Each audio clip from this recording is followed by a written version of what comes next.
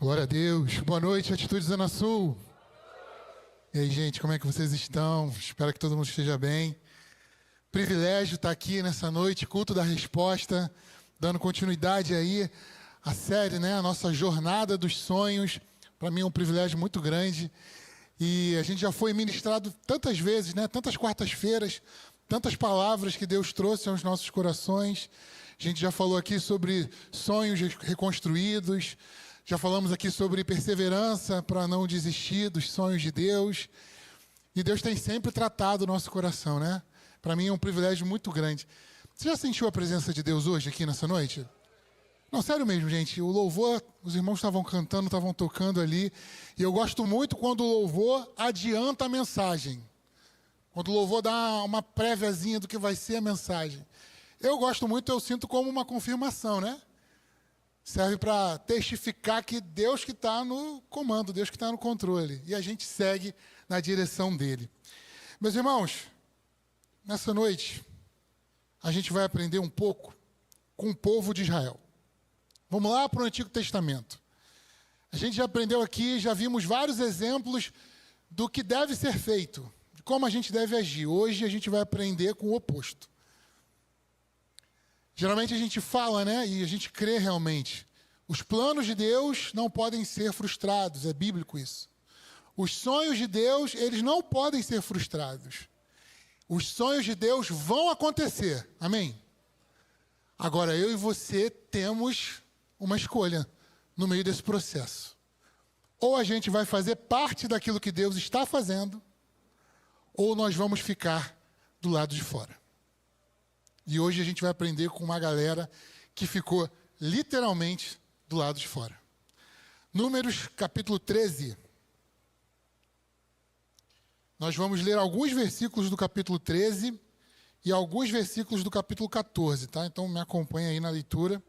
A gente vai começar no capítulo 13 a partir do versículo 16. Números 13, a partir do versículo 16.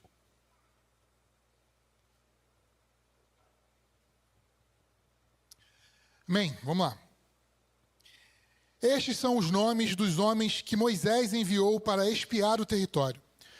Quanto a Oséias, filho de Num, Moisés deu o nome de Josué. Quando Moisés os enviou para espiar Canaã, disse: subam pelo Neguebe e prossigam até a região montanhosa. Vejam como é a terra e se o povo que vive lá é forte ou fraco, se são muitos ou poucos.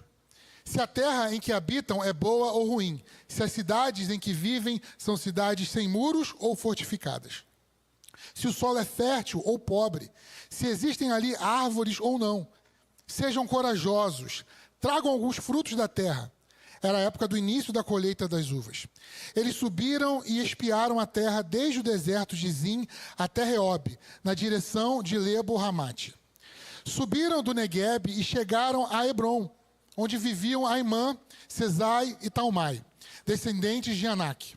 Ora, Hebrom havia sido construída 7 anos antes de Zoan, no Egito. Quando chegaram ao vale de Escol, cortaram o ramo do qual pendia um único cacho de uvas. 2 deles carregaram o cacho, pendurado em uma vara. Colheram também romãs e figos. Aquele lugar foi chamado de Vale de Escol, por causa do cacho de uvas que os israelitas cortaram ali. Ao fim de 40 dias, eles voltaram da espionagem daquela terra. Eles retornaram a Moisés e Arão e a toda a comunidade de Israel em Cádiz, no deserto de Parã, onde prestaram relatório a eles e a toda a comunidade de Israel, e lhes mostraram os frutos da terra. Deram o seguinte relatório a Moisés: entramos na terra, a qual tu nos enviaste, onde fluem leite e mel. Aqui estão alguns frutos dela. Contudo, o povo que lá vive é poderoso, e as cidades são fortificadas e muito grandes. Também vimos os anaquins. Os amalequitas vivem no Neguebe. Os hititas, os jebuseus e os amorreus vivem na região montanhosa. Os cananeus vivem perto do mar e junto ao Jordão. Então Calebe fez o povo calar-se diante de Moisés e disse: subamos e tomemos posse da terra, porque certamente conseguiremos fazer isso. Os homens que tinham ido com ele, porém, disseram: não podemos atacar aquele povo, é mais forte do que nós. Eles espalharam entre os israelitas um relatório negativo acerca da terra que haviam espiado. Disseram: a terra que percorremos para espiar devora os que nela vivem. Todos os que vimos são de grande estatura. Vimos também os nefilins, isto é, os anaquins, os gigantes, diante de quem parecíamos gafanhotos, aos nossos olhos e aos dele. Capítulo 14, versículo 1, diz assim: naquela noite, então, toda a comunidade começou a chorar em alta voz. Todos os israelitas queixaram-se de Moisés e de Arão, e toda a comunidade lhes disse: quem dera tivéssemos morrido no Egito ou neste deserto. Porque o Senhor está nos trazendo para esta terra, só para nos deixar cair a espada? As nossas mulheres e os nossos filhos serão tomados como despojo de guerra. Não seria melhor voltar para o Egito? Disseram uns aos outros: escolheremos um líder e voltaremos para o Egito. Então Moisés e Arão prostraram-se com o rosto em terra diante de toda a assembleia dos israelitas. Josué, filho de Num, e Calebe, filho de Jefoné, os quais estavam entre os que haviam espiado a terra, rasgaram as suas vestes e disseram a toda a comunidade dos israelitas: a terra que percorremos para espiar é excelente. Se o Senhor se agradar de nós, Ele nos fará entrar nessa terra, onde fluem leite e mel, e dará a terra a nós. Apenas não se rebelem contra o Senhor, nem tenham medo do povo da terra, porque nós os devoraremos como se fossem pão. A proteção deles se foi, mas o Senhor está conosco. Não tenham medo deles. Feche seus olhos. Senhor, eis aí a tua palavra, eis aí a tua revelação do céu, Pai. O nosso pedido nessa noite é que essa palavra produza em nós frutos. É que essa palavra, através do teu Espírito, molde nos nossos corações o teu caráter. Nos incentive, nos encaminhe, nos direcione a viver os sonhos que o Senhor tem para cada um de nós aqui. Concede graça ao pregador, concede graça aos meus irmãos, a todos aqueles que estão recebendo essa mensagem, que o teu Espírito encontre nos nossos corações lugar de arrependimento, lugar de edificação, lugar de salvação, Pai. Nós te pedimos, no nome de Jesus, amém e amém. Gente, o que aconteceu aqui? Um rápido resumo. Você lembra?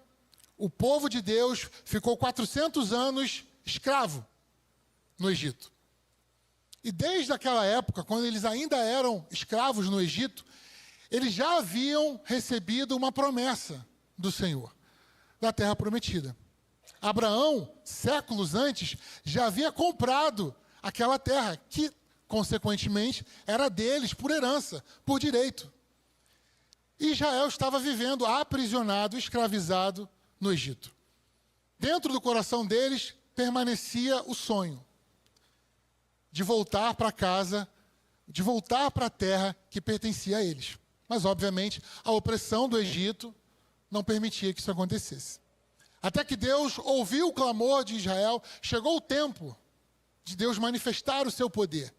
E a palavra vai dizer que com potente mão, Deus resgatou Israel do Egito. Você conhece a história? Vieram as pragas, Faraó liberou o povo, depois se arrependeu, o povo ficou encurralado entre o exército de Faraó e o Mar Vermelho, o mar se abriu, o povo passou com pés enxutos, Faraó e seus cavaleiros morreram ali mesmo, com o Mar Vermelho. Depois disso, seguiu-se uma caminhada que deveria durar alguns dias, algumas semanas, até a terra prometida, até Canaã. Mas o povo precisava ainda ser trabalhado por Deus. Acabou ficando 40 anos. Uma caminhada de dias se tornou uma caminhada de 4 décadas. E depois desse longo período, dessa longa caminhada, finalmente Israel chega a Canaã. E aqui é um momento de grande tensão na história de Israel.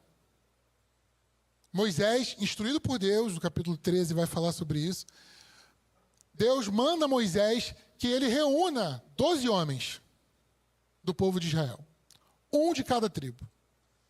Israel dá a ordem: vão até a terra, espiem a terra e tragam um relatório. Aqui eu acho que uma pequena frustração já começou a nascer no coração dos israelitas.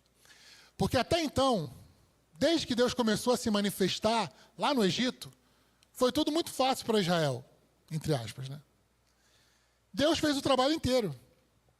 Mandou a primeira praga, Faraó não deixou. Mandou a segunda praga, Faraó não deixou. E foi assim até chegar na 10ª praga. Foi assim até quando o mar era um impedimento. Mas agora, o povo teria que arregaçar as mangas e começar a trabalhar. Muitas vezes, a gente acha que os sonhos de Deus vão vir de mão beijada. Muitas vezes a gente acha que se a gente só permanecer em santidade, permanecer fiel ao Senhor, orar, ler a Bíblia, a gente acha que os sonhos vão simplesmente acontecer. Mas não, meus irmãos. Muitas vezes, os sonhos de Deus, eu diria até que geralmente, quase sempre, os sonhos de Deus vêm acompanhados de um desafio. E o povo, ou melhor, os 12, foram até a terra. E era uma terra realmente muito boa. Você viu aqui um detalhe, né? Um cacho de uva. 2 homens tiveram que carregar. Imagina o tamanho daquele cacho de uva. Minhas filhas vão ficar doidas. Suco de uva o mês inteiro. E sem agrotóxico. A terra era abençoada. E detalhe, irmãos, ainda é. Você vai em Israel hoje, isso é comprovado cientificamente, tá? Israel é uma pequena faixa de terra, né, no Oriente Médio. E todo tipo de solo que você precisa para plantar qualquer tipo de vegetação, Israel tem. Ah, a vegetação precisa de um solo mais seco, tem em Israel. Precisa de um solo mais úmido, tem em Israel. É uma terra que realmente, como está escrito aqui, flui, mana, leite e mel. O que você planta, dá. É uma terra realmente abençoada até os dias de hoje.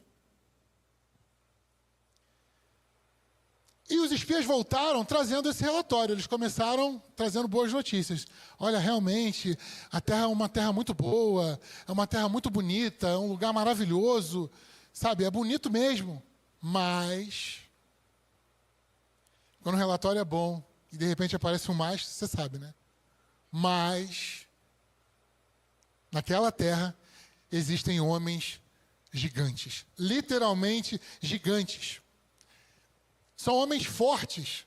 As cidades fortificadas. Ou seja, os muros das cidades eram altos. Isso dificultava. Isso era um problema para quem estava querendo chegar e tomar posse da terra, que era o caso de Israel. 10 dos 12 homens trazem um relatório negativo, como o próprio texto diz. Com exceção de 2 homens. Josué e Caleb. E disseram, não, o Senhor nos prometeu essa terra. Vamos até lá e vamos tomar posse do que é nosso. O Senhor nos dará a terra, o Senhor nos dará a vitória. Mas acontece que, sabe como é que é, né? Para desanimar, eu não sei o que notícia ruim tem, que pega com uma facilidade, né? Eu não sei o que o desânimo tem que contagia rápido. E o povo todo foi inflamado pelo relatório negativo daqueles 10 homens. Hoje eu quero pensar com vocês a respeito de como vencer as dificuldades que nos impedem de viver os sonhos de Deus. Vença as dificuldades que te impedem de viver o sonho de Deus. Nós vamos olhar para o texto e nós vamos ver onde esses homens caíram. E se você continuar lendo o texto, você vai ver que toda aquela geração de Israel, com exceção de Josué e Caleb, não entraram na terra prometida. Toda aquela geração não viveu o sonho de Deus. E aí eu repito o que eu já comecei falando. O sonho de Deus aconteceu. A terra foi conquistada por Israel. Mas toda uma geração não viveu o sonho que Deus tinha para eles. Hoje a gente vai olhar os erros desses queridos. E nós vamos fazer diferente. Amém? Eles foram derrotados, meus irmãos, não pelos gigantes. Eles não foram derrotados porque ficaram muito tempo no deserto. Eles não foram derrotados porque as cidades tinham muros muito altos. Não. Eles foram derrotados por conta das questões pessoais. Não foram fatores externos que venceram aquele povo, mas o que estava dentro do coração deles. Isso tem muito a ver com o que Jesus disse, né? O que contamina o homem não é o que entra pela boca, não é o externo. O que contamina o homem é o que sai da boca. Aquela geração toda não entrou na Terra Prometida, não viveu o sonho de Deus, porque caiu para os seus próprios inimigos internos. E eu quero compartilhar com vocês aqui. Em primeiro lugar, olhando para Números 13, no versículo 31 e 33, a gente vê um povo incrédulo. 10 homens chegaram e disseram: não podemos entrar, a terra irá nos devorar. Existem gigantes, existem muros elevados. O que a gente vê aqui, meus irmãos? Incredulidade. Deus tinha um sonho para eles, Deus tinha uma promessa para eles, mas eles não creram no Senhor. Focaram nas dificuldades, olharam o tamanho dos gigantes, olharam o tamanho das muralhas. Você sabe o que aconteceu com as muralhas de Jericó, mais para frente. E é isso que a incredulidade faz. Ela faz a gente esquecer que existe uma realidade espiritual. Ficaram presos ao que era físico, ficaram presos ao que era material, e não conseguiram avançar. Meu irmão, se você estiver passando por uma enfermidade, e o seu coração estiver cheio de incredulidade, o que vai sobrar? Só enfermidade. Se você estiver passando por um problema no seu casamento, e o seu coração estiver cheio de incredulidade, tudo que você vai ter é um problema no seu casamento. Foi o que aconteceu com eles. Eles se esqueceram de tudo que Deus tinha feito por eles. Deus tinha acabado de tirar eles do Egito. Deus tinha acabado de manifestar o poder dele através das pragas. Deus tinha acabado de abrir o mar vermelho. Mas porque o coração deles estava cheio de incredulidade, eles se esqueceram que existe uma realidade espiritual. Existe um reino espiritual. E esse reino é muito mais forte do que qualquer gigante. Esse reino é muito mais forte do que qualquer muralha. Portanto, o primeiro inimigo que nós precisamos vencer, a primeira dificuldade que nós precisamos superar é a incredulidade. Você não pode se deixar levar pela falta de fé. Você não pode se deixar levar pelas circunstâncias. As circunstâncias não alimentam a nossa fé. E é engraçado que a incredulidade ela faz isso, ela muda a nossa perspectiva. Aquele povo tinha vencido simplesmente a maior potência do mundo na época, o Egito. Mas diante dos moradores de Canaã, o que o relatório dos 10 dizia? Nós somos como gafanhotos. Somos pequenos, gafanhoto um inseto, gafanhoto uma praga do Egito. Porque eles não criam em Deus, porque eles haviam se esquecido do tamanho de Deus. Eles se viam pequenos demais. Olharam o tamanho dos gigantes e se esqueceram que o Deus de Israel segura o globo terrestre na palma das suas mãos. Olharam as muralhas fortificadas e se esqueceram que o Deus de Israel criou tudo que existe. A incredulidade faz você esquecer quem Deus é. A incredulidade faz você esquecer quem você é. Êxodo capítulo 19, há pouco tempo atrás, antes disso, Deus disse para Moisés, e Moisés transmitiu ao povo: vocês são nação eleita, reino e sacerdote. Mas diante da dificuldade, o povo se via como meros gafanhotos. Meu irmão, não faz isso com você mesmo. Você é filho de Deus. Você foi comprado, remido pelo sangue de Jesus. Dentro de você, o Espírito de Deus se move. Ele fala, ele revela. Não se diminui não, meu irmão. Às vezes, tem gente que tem uma aparência de humildade, mas não é humildade. São pessoas que não creem de verdade no Deus que professa. Porque no dia que você conhecer, no dia que você contemplar o tamanho do seu Deus, não tem gigante, não tem nefilim. Nada vai poder te parar, por causa do Deus que habita em você. A incredulidade muda a perspectiva, meu irmão. A incredulidade faz isso. Você tem um Deus que pode todas as coisas. E se Ele mandou, não tu mandei eu, como disse Deus a Josué, esforça-te, tem bom ânimo. Creia no Deus que te enviou. Creia no Deus que colocou o sonho no seu coração. Creia no Deus que te deu a promessa. Não importa as circunstâncias físicas. Ele vai com você. Foi isso que ele disse para Moisés, na sarça ardente. Moisés, cheio de medo, guiado ali pela incredulidade, pelas circunstâncias, ele disse: Senhor, não, eu não posso ir, eu não posso voltar a Faraó, eu não posso voltar ao Egito. E qual foi a mensagem de Deus para Moisés? Eu serei contigo. Meu irmão, vença a incredulidade. E como é que a gente vence a incredulidade? Com a fé. A fé vem pelo ouvir da palavra de Deus. E aí não tem uma nova revelação intergaláctica, é o que você já sabe. Bíblia e oração. Quantas vezes os discípulos disseram para Jesus: Senhor, aumenta a nossa fé. Aumenta a nossa fé.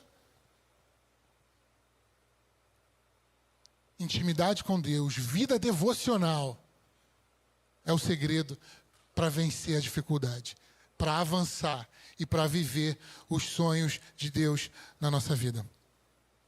Segundo lugar, medo. Números 14, versículo 1 e 4 diz assim: Naquela noite toda a comunidade começou a chorar em alta voz. Todos os israelitas queixaram-se de Moisés e de Arão, e toda a comunidade disse: quem dera tivéssemos morrido no Egito ou no deserto. Você percebe que quando o relatório chega, são 10 homens que estão com medo. Mas rapidamente, o versículo que a gente acabou de ler diz: toda a comunidade de Israel. O medo cresceu, contaminou todo o povo. O medo não cancela o sonho, mas ele trava a gente de avançar. Ele impede a gente de prosseguir. O medo, ele amplifica as dificuldades. E ele confunde. Na verdade, medo e incredulidade andam de mãos dadas, né? Eu lembro que no Novo Testamento, certa vez, os discípulos estavam no barco, alta madrugada, e Jesus não estava com eles. De repente, e aí você pode imaginar a cena, um breu, uma escuridão só. De repente, os discípulos veem alguma coisa se movendo. Quando eles olham, eles veem que está se aproximando na direção deles e eles gritam: é um fantasma. E você sabe quem era que estava lá, né? Era o próprio Jesus. O medo faz isso. O medo confunde a gente. Meus irmãos, era Jesus o autor da vida. E o medo fez com que os discípulos achassem que era um fantasma. O medo confunde. O medo embaça a visão. O medo impede a gente de discernir o que está acontecendo. E foi a mesma coisa aqui. Diante do pavor, diante do medo, tomados pelo medo, o povo fez algo impensável. Eles falaram entre si: não seria melhor se tivéssemos ficado no Egito? Não teria sido melhor se a gente tivesse permanecido no deserto? E aí eles tomam a decisão mais absurda. Eles dizem entre eles: vamos escolher um líder e vamos voltar para o Egito. Egito, lugar da escravidão. Egito, lugar onde não havia liberdade. Mas o medo embaçou a visão. E eles deliberadamente decidiram voltar para o Egito. E a gente sabe o que aconteceu. Eles não conseguiram voltar para o Egito. Toda aquela geração ficou no deserto. Meu irmão, o medo não pode achar lugar de morada nos nossos corações. Nós precisamos tirar todo o temor. A gente cantou aqui, nada temerei. Porque ele vive, temor não há. Quantas vezes as dificuldades que se apresentam tiram a nossa paz? Quantas vezes o medo faz a gente escolher errado? Meus irmãos, quantas oportunidades de emprego não foram aproveitadas porque a pessoa estava com medo? Quantos negócios não foram abertos por conta do medo? Quantas pessoas casaram errado porque estavam com medo de não casar, de não encontrar ninguém? Medo embaça a visão. Mas a boa notícia é que o verdadeiro amor lança fora todo medo. E aí você pode perguntar, poxa, Diego, mas como assim? Tá, beleza, não posso temer.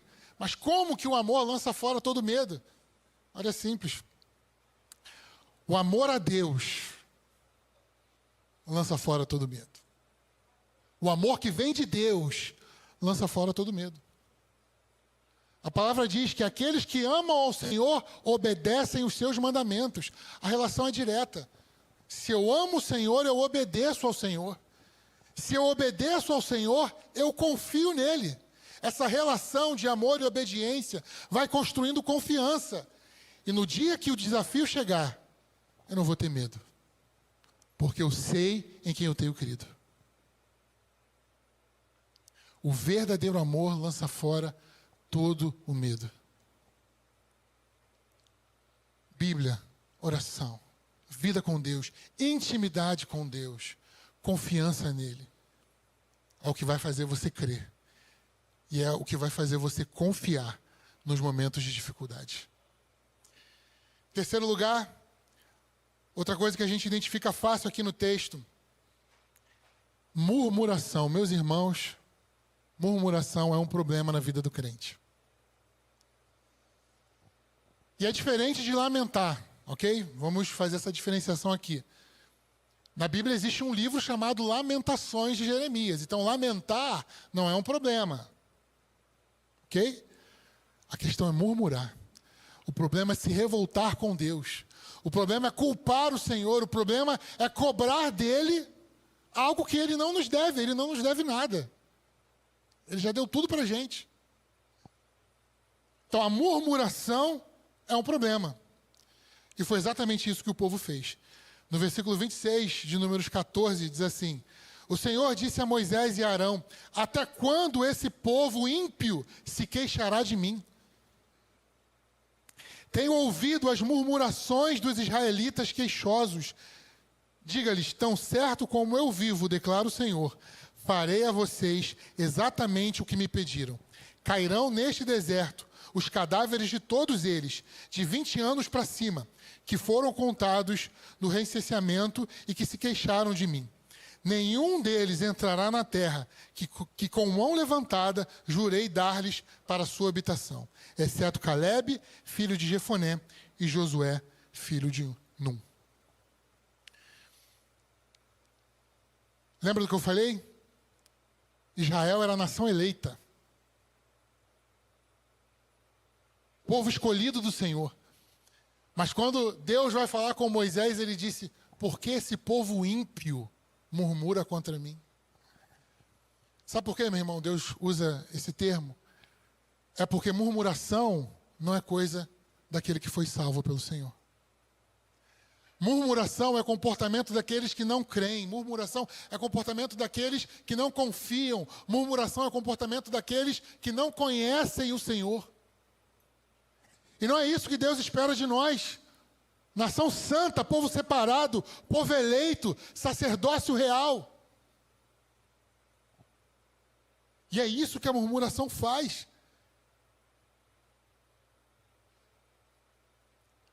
Ela fecha uma porta. Eu não posso dizer que toda vez que um crente murmura, uma porta se fecha. Isso eu não posso dizer. Mas, eventualmente, a minha murmuração, a sua murmuração, vai fechar uma porta na sua vida. Vai impedir você de viver o que Deus tem preparado para você. Foi isso que aconteceu com o povo. A terra estava lá, pronta para eles entrarem, conquistarem e morarem. É como se a murmuração tivesse sido a cereja no bolo. Depois da incredulidade, depois do medo, a murmuração fechou a tampa. E Deus disse, não, eles não vão entrar.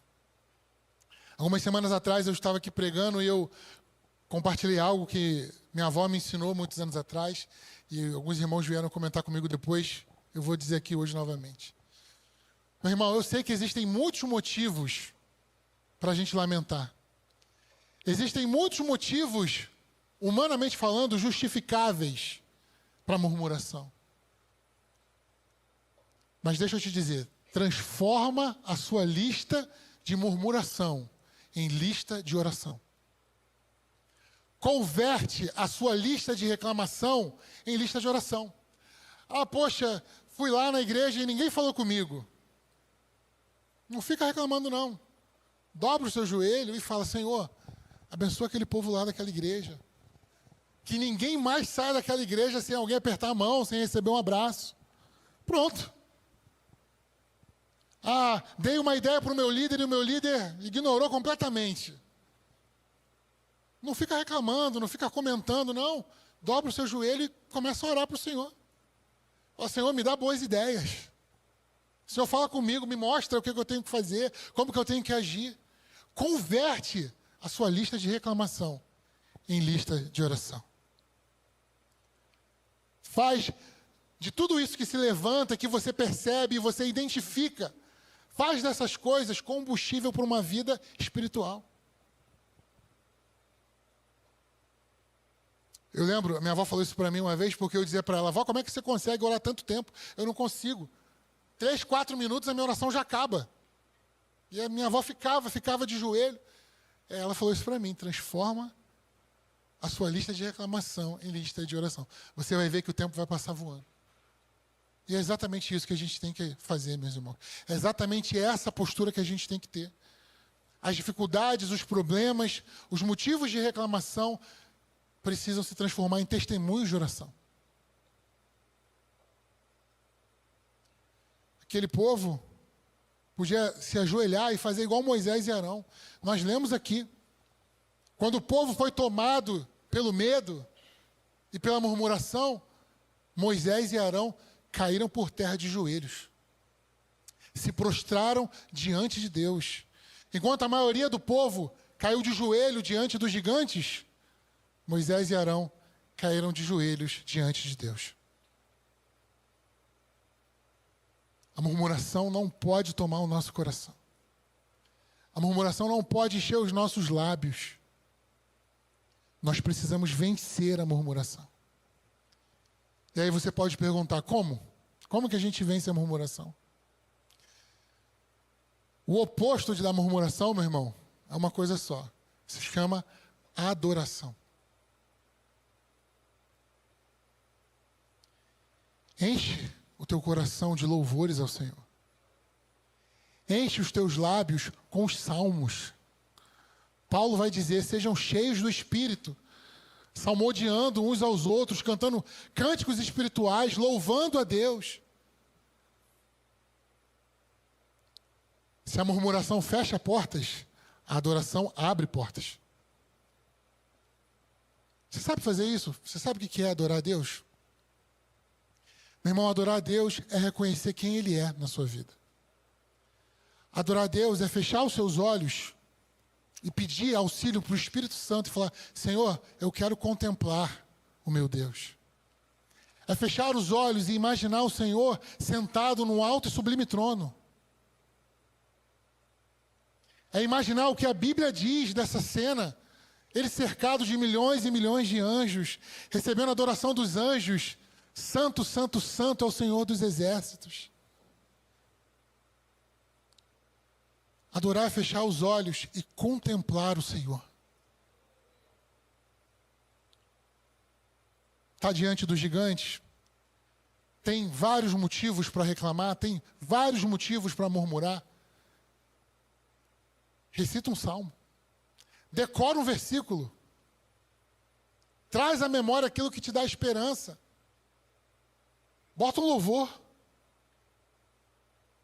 começa a cantar, começa a encher o ambiente de adoração ao Senhor, a murmuração vai embora.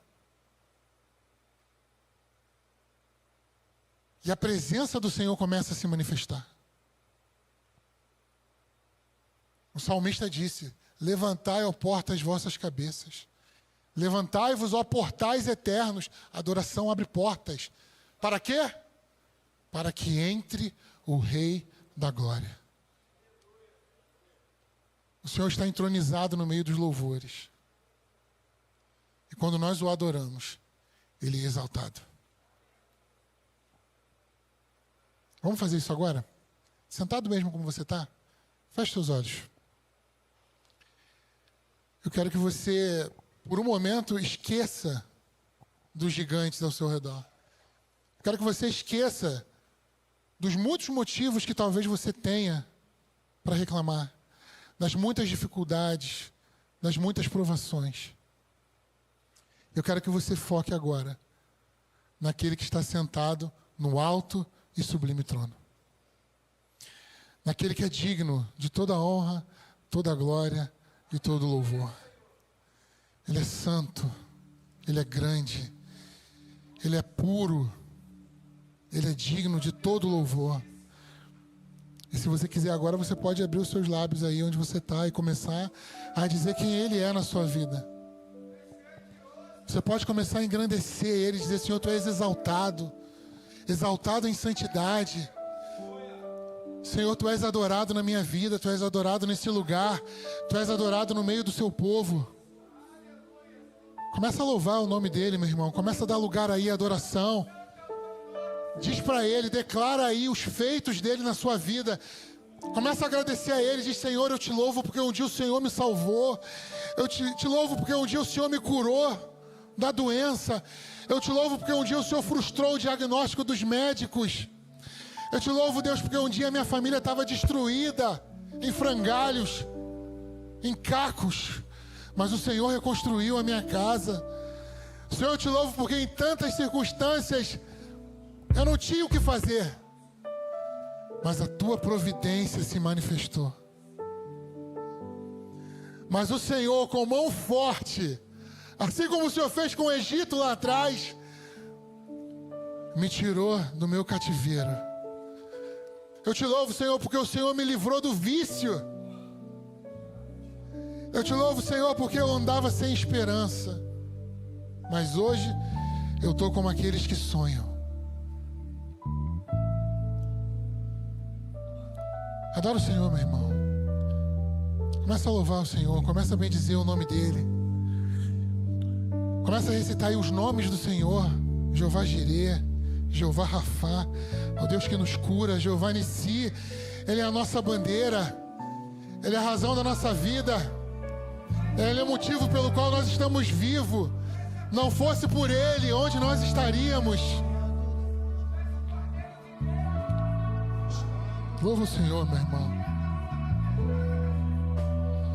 Senhor Jesus, recebe o nosso louvor, recebe a nossa adoração nessa noite. Nós reconhecemos, Pai, que nós somos dependentes de Ti. Pai, na nossa força nós não vamos conseguir, mas o Senhor é a nossa força. O Senhor é a nossa vida. O Senhor é o nosso socorro bem presente na hora da angústia. Nós não vamos murmurar. Nós não vamos ter medo, Pai, na hora da dificuldade. Nós não vamos ser incrédulos, mas nós vamos acreditar na Tua palavra, que é a verdade, na Tua palavra que está firmada na eternidade, firmada nos céus e afirmada nessa noite nos nossos corações. Senhor, recebe o nosso louvor, recebe a nossa adoração nessa noite, Pai querido. No nome de Jesus, nós Te bendizemos, Pai, nós Te exaltamos. Nós queremos declarar que nós confiamos em Ti. Uns confiam em carros, outros confiam em cavalos, mas nós fazemos menção ao nome do Senhor Jesus. Recebe o nosso louvor, Senhor. Recebe a nossa adoração.